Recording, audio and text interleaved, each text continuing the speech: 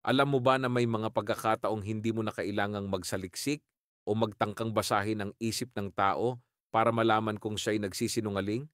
Oo, may mga simpleng senyales na makikita mo sa katawan o sa salita ng tao na magbibigay sa iyo ng clue kung siya ba ay tapat o hindi.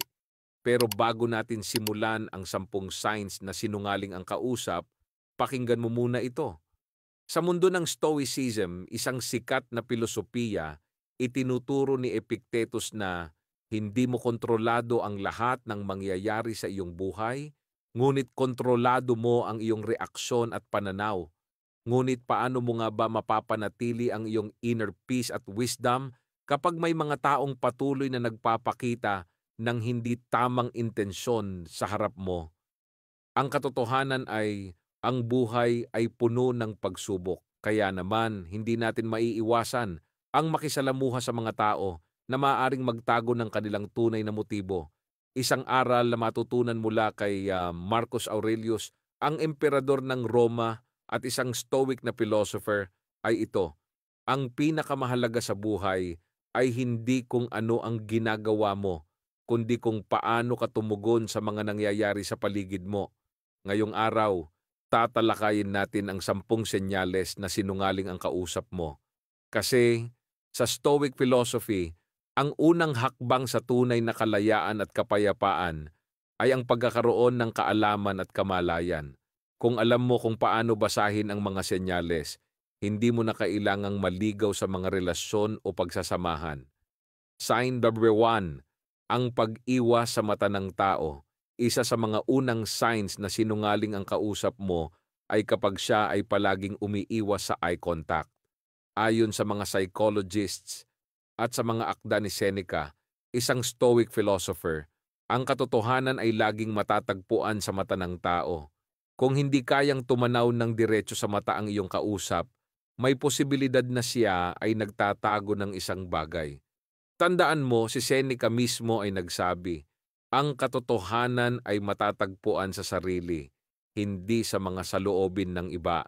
Sign number 2, masyadong detalyado ang kwento. Napansin mo ba na kapag nagsisinungaling ang isang tao, parang masyado niyang pinapalaki ang mga detalye? Gusto niyang magmukhang totoo ang kanyang mga sinasabi.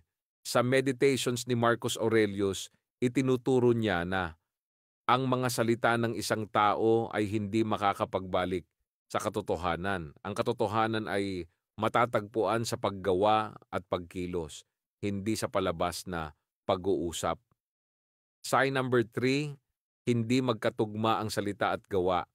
Isa pang malinaw na senyales na ang kausap mo ay hindi tapat ay kapag ang kanyang mga salita ay hindi tumutugma sa kanyang mga gawa. Minsan, parang may agos ng hindi pagkakatugma. Magsasabi siya ng isang bagay pero ang ginagawa niya ay kabaligtaran.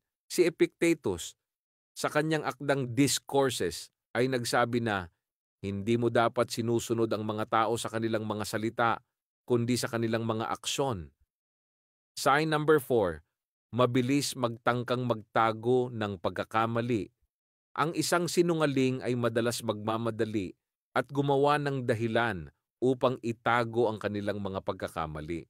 Kung ang tao na kausap mo ay palaging umaiiwas sa mga tanong na naglalaman ng mga detalye, malamang ay may itinatagong lihim. Gaya ng sinasabi ni Seneca, ang tunay na lakas ay makikita sa kung paano mo hinaharap ang iyong mga pagkakamali. Sign number 5,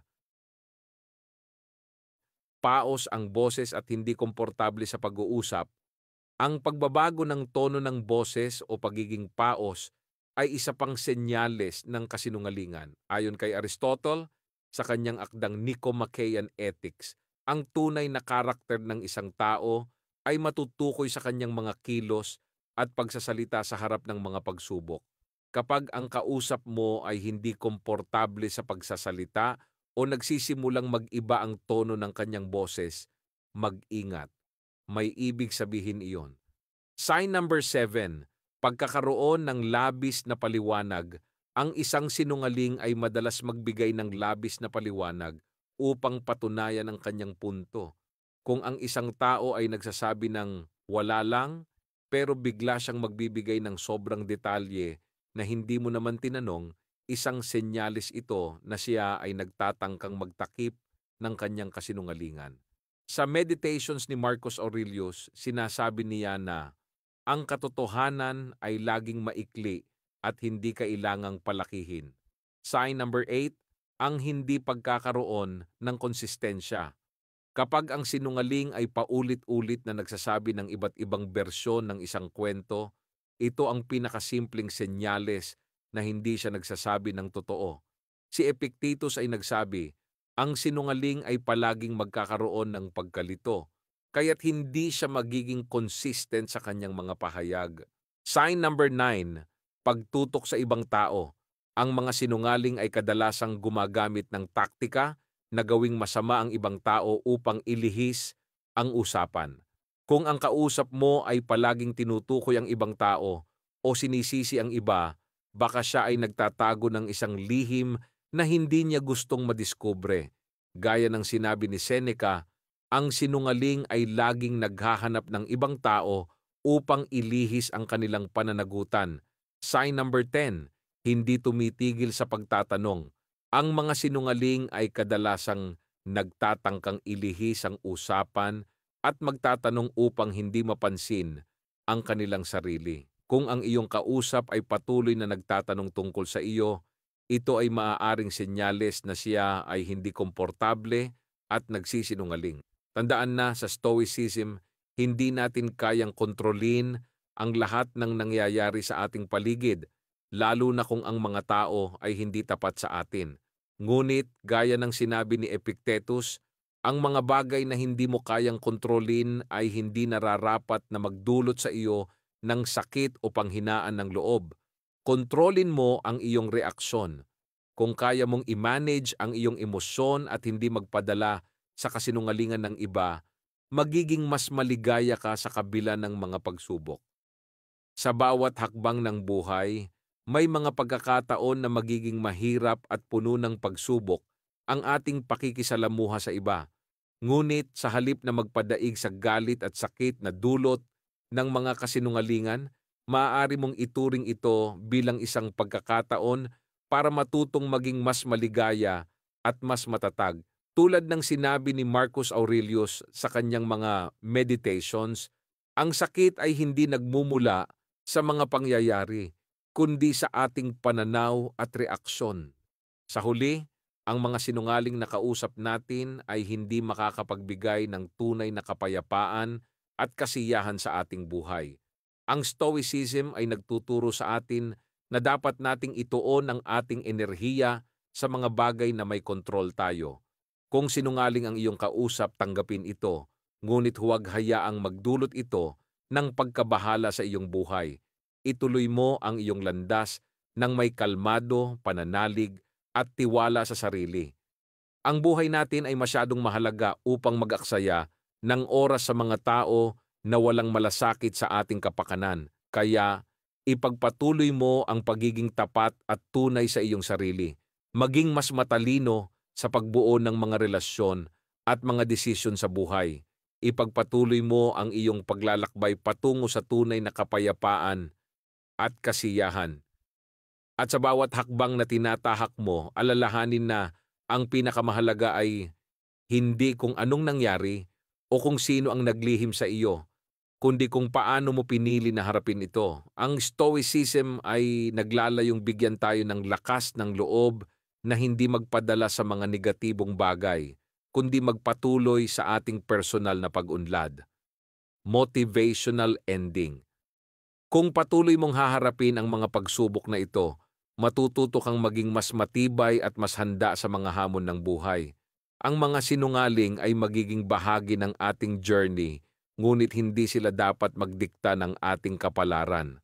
Sa halip, gamitin natin ang kanilang mga kasinungalingan bilang mga aral na magpapalakas sa ating karakter at magtuturo sa atin kung paano maging mas maingat at mapanuri.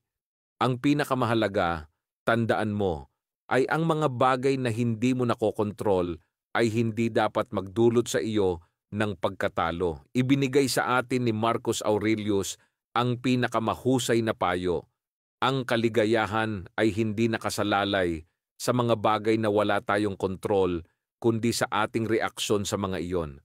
Kaya't sa mga pagsubok ng buhay, huwag mong hayaan na ang kasinungalingan ng iba ay maging dahilan upang mawalan ka ng pag-asa. Moral lesson.